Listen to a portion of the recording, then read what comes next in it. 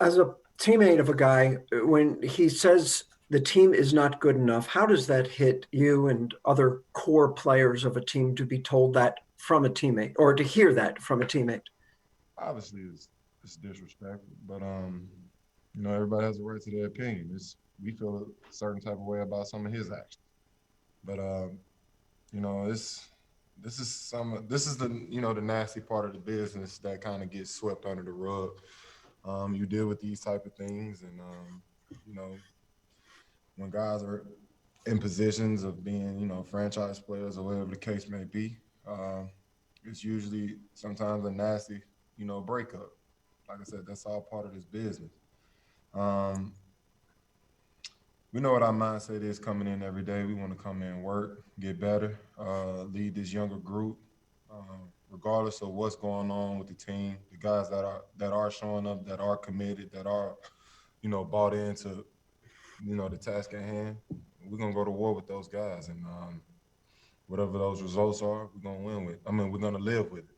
We're gonna leave it all on the floor, and whatever happens, happens. As someone who signed here as a free agent, you weren't traded here, it was your choice. Do you feel betrayed?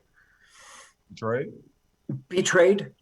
Not at Do all. you do you feel like it was unfair to you to have chosen to sign here as a free agent and then have the star player want to leave as I don't feel me personally. I don't feel betrayed at all. My interest is playing with John Wall, to be brutally honest. And with that being said, the disrespect started way before any interview. Um, just the approach to training camp, showing up the way he did, the antics off the court. I mean, the disrespect started way before. So this isn't something that you know all of a sudden happened last night. But with that being said, like I said, this is the nasty part of the business. So it is what it is. thank you. Tim, Tim McMahon. DeMarcus, at this point, is there any way that you guys could play with James Harden again? Um, I don't really think that's a question for us. I think that's a question for him. Will he ever think he could play with us again? I don't know. Quite honestly, don't care. And when you talk about disrespect, what specifically are you talking about there? I just feel like it's a way about handling business. He can feel however he wants to feel with the organization or whatever his current situation is, but the other 14 guys in the locker room have done nothing to him. So for us to be on the receiving end of some of the disrespectful comments and antics, it's completely unfair to us. Like I said, we've done nothing to him. We've only showed up to work, just like everybody else, and came in ready to work. So, like I said, it's completely unfair to the rest of the guys in the locker room.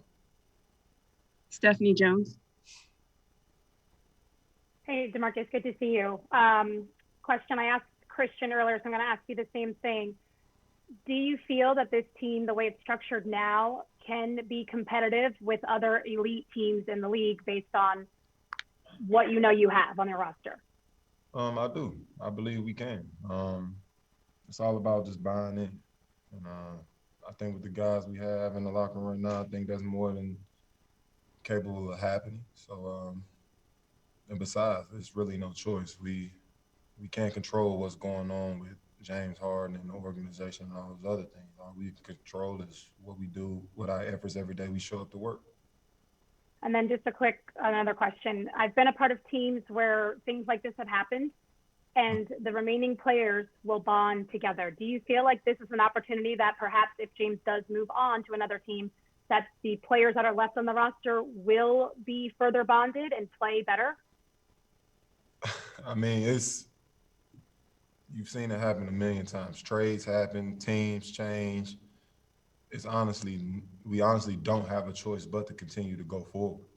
And that's what we will do. We'll take two more. Brian Bearfield. DeMarcus, being a veteran in this league and having been through some drama in the past, what do you tell the younger teammates that you have now in order for them to move forward after a situation like this? Control what you can control. That's all we can do. The situation will play itself out. Basketball will continue to be played. It's just a bump in the road right now. Control what you can control. Come to work, ready to work every day. And that's all we can do. And last question, Adam Spaulding. DeMarcus, were you glad that James wasn't there today? Was I glad? I'm not happy with the drama at all.